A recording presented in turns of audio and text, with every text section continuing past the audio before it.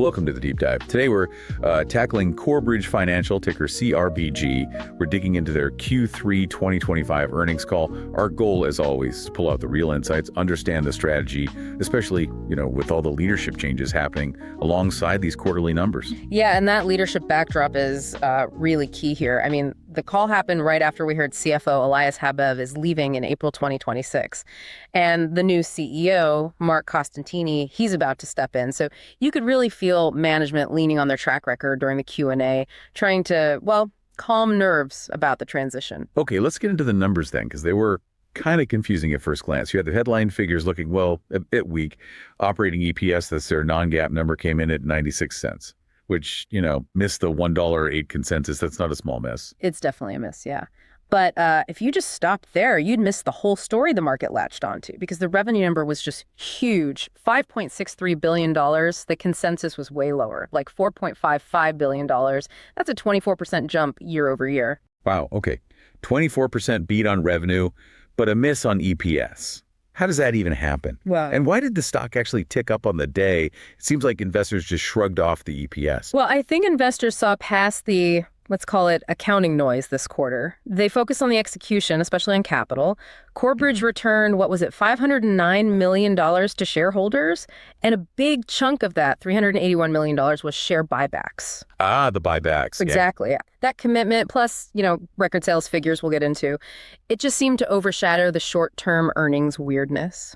So the narrative management is pushing is simplification and capital return. They keep saying the company's simpler now, right? After that big variable annuity, the VA reinsurance deal. And they're doubling down on these 4 strategic pillars. And they have the sales numbers to back that simplification story up, at least on the surface. Total premiums and deposits hit $12.3 billion. That's apparently the highest they've seen in recent history. All right. Highest ever sales flow. But how's the actual profitability looking underneath all that? What did the income breakdown tell us?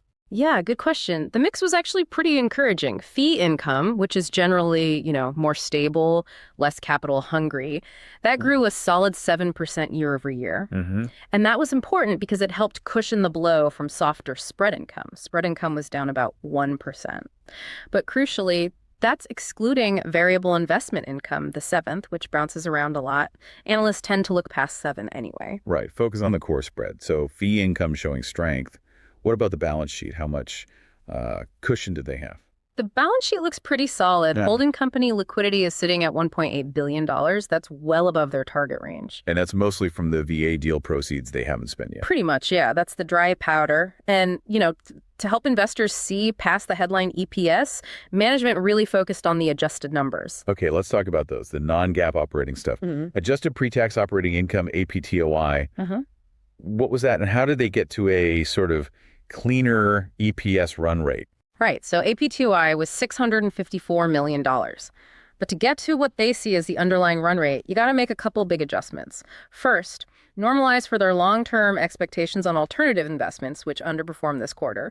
Second, you back out a $98 million non-cash charge from their annual actuarial review. It's a non-recurring accounting thing. Okay. Do those two things, and the $1.96 operating EPS becomes $1.21. Whoa, okay. Well, $1.21 adjusted versus 96 reported. That's a huge difference.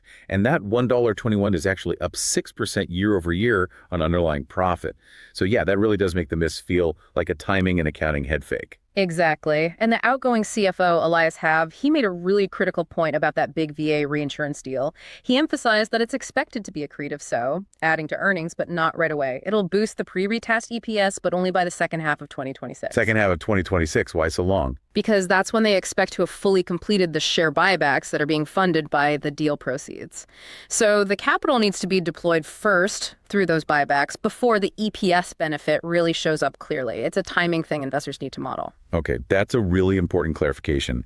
Don't expect the full boost until that capital is put to work buying back shares. Got it. All right, let's shift gears. Where is all this record sales flow actually going? Let's look at the segments. Okay, starting with individual retirement. That looked pretty strong. Index annuity sales hit an all-time high. And their products aimed at RIAs, registered investment advisors, pulled in nearly $800 million just in Q3. That's significant momentum in that channel. And did they get some regulatory news there too? Something about New York? Yeah. Huge news. They got the green light to sell their variable indexed annuities, VIAs, in New York State. That's a massive market they were locked out of before. They're planning to launch there by year end. Big potential catalyst. Okay, individual, it's good. What about institutional markets? Also very strong. Their best sales quarter since the IPO, actually. They did over $1 billion in guaranteed investment contracts, GICs, for the sixth quarter in a row. Those are, shorter term fixed income things for corporate plans. And management seemed quite specific about their focus within institutional.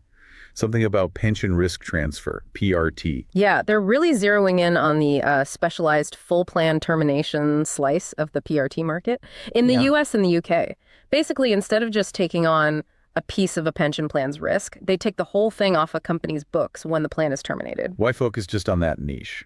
They believe the economics are better there. It takes more scale, more expertise, which they think they have, so potentially better risk-adjusted returns compared to just, general PRT deals. Makes sense. Yeah. Okay, now for the segment that always seems to be, in transition. Group retirement. Yeah, that's a fair description. It's definitely undergoing a deep strategic shift, moving away from the old model of making money on the investment spread towards getting paid fees for service and administration. Fee income is now about 60% of the core revenue there, so the shift is happening. How are they driving that shift? A big part is investing in their own advisor force, the VALIC advisors. Their productivity, measured by sales or however they track it, is up 10% year over year, so those investments seem to be paying off, helping drive that fee income. Okay, a necessary shift, but probably still has some growing pains. All right, let's talk macro. Big investment portfolio. How did it handle the rate environment? Any red flags? Well, the main drag on earnings this quarter was the investment portfolio, specifically alternatives. Alt investments came in about 11 cents per share below what they expect long term. Ouch. Is that pressure continuing? Seems like it. Management was pretty upfront about it. They said Q4 returns on alts are also expected to be below their usual 8-9% long-term target. Sounds like lagging performance in real estate equity is part of the problem. So a specific warning about Q4 alt performance. How worried should you be about this dragging down their longer-term goals? Management's counterpoint is the overall resilience of the main portfolio. It's still 95% investment grade, very focused on matching liabilities, standard insurance playbook, really. And importantly, they've actively cut their net floating rate exposure by more than half since June 2024. Why is that significant? It's basically balance sheet defense against potential Fed rate cuts. If rates fall faster than expected, having less floating rate exposure protects their capital and earnings somewhat. They're trying to manage that downside risk. Okay, so playing defense on the rate side. Despite the alt drag and the leadership change, management stuck to their long-term targets, right? 12-14% ROE, 10-15% average annual EPS growth. Yeah, they reiterated those pretty ambitious targets. So what gives them the confidence? What are the big structural things supporting that, besides just hoping sales stay strong? Well, there are a couple of key things beyond just operations. First is the ongoing AIG sell down. Remember, AIG was their parent. As AIG continues to sell its remaining shares, that strategic overhang, the uncertainty about a big seller in the market, that gradually disappears. It's kind of cleanup catalyst. Okay, so less uncertainty from the former parent. What else? The second, and maybe bigger one, is just the sheer scale of the capital return commitment. They've got that 60-65% payout ratio target. And crucially, it's backed by that fresh $2 billion share repurchase authorization. Plus, they have that $1.8 billion in cash sitting at the holding company ready to deploy. It's a massive amount of firepower aimed at buybacks. Right, that $2 billion buyback authorization really puts a floor under the stock, doesn't it? Okay, this feels like a perfect setup for our next segment. We absolutely have to state this is not financial advice. Seriously, we're just exploring an outrageous but maybe plausible trade idea based purely on the dynamics we've just discussed. All right, let's call this one the acquisition hedge. Acquisition hedge. Okay, I'm intrigued. Lay it out for us. What's the trade?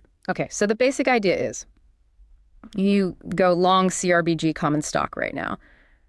The thinking is that all this noise, the CFO leaving, the new CEO coming in, the temporary earnings drag from deploying the VA money creates a potentially attractive entry point. It might be artificially depressed right now. Okay, buy the stock on the dip caused by uncertainty. But there's real uncertainty. How do you hedge the immediate risk? Like, what if the new CEO changes strategy or those alt investments get worse? That's the hedge part. You hedge the short-term downside and volatility by selling short-dated, out-of-the-money put options against your stock position. Selling puts. Oh. Okay, what's the rationale for that specific hedge? The rationale is tied directly to that huge buyback program we just talked about, that $2 billion authorization funded by actual cash from the VA deal. That acts as a massive structural buyer of the stock. It provides a significant backstop, a liquidity floor. So when you sell puts, you're essentially betting that the company's own buyback activity will prevent the stock price from falling too far below certain levels, the strike prices of the puts you sell. Okay. So you're not just hoping the stock goes up, you're using the company's own capital return plan as a kind of volatility dampener or insurance policy for your hedge, exploiting the gap between the messy quarterly numbers and that very clear, very large buyback commitment. Exactly. The company has the cash, they have the authorization, they have to deploy it according to their plan. That creates a somewhat predictable demand for the shares, which potentially limits the downside risk that selling puts exposes you to. It makes the short put position less risky than it might otherwise be. Interesting. Definitely requires some conviction in that buyback execution. All right, that wraps up our deep dive on Corebridge Financial's Q3. Key takeaway seems to be really strong execution on the things they could control, like capital return and sales flow record premiums, huge buybacks. But the reported EPS got clouded by short-term stuff, accounting updates, the alt investment lag, and just the time it takes to reinvest those VA proceeds effectively. Yeah, and it leaves you, the listener, with a pretty interesting question, I think. You heard the outgoing CEO talk about the strong foundation. You know a new CEO is coming in. So how do you weigh that proven track record of execution we just discussed against the, unavoidable uncertainty that comes with any leadership change? Is this a moment to buy into that execution story? Or do you wait on the sidelines to see what the new strategy looks like under Costantini? A very relevant question to ponder. Thanks for breaking all that down. And again, just a reminder to everyone listening, this discussion was purely for educational and informational purposes. It is definitely not financial advice. Please do your own research.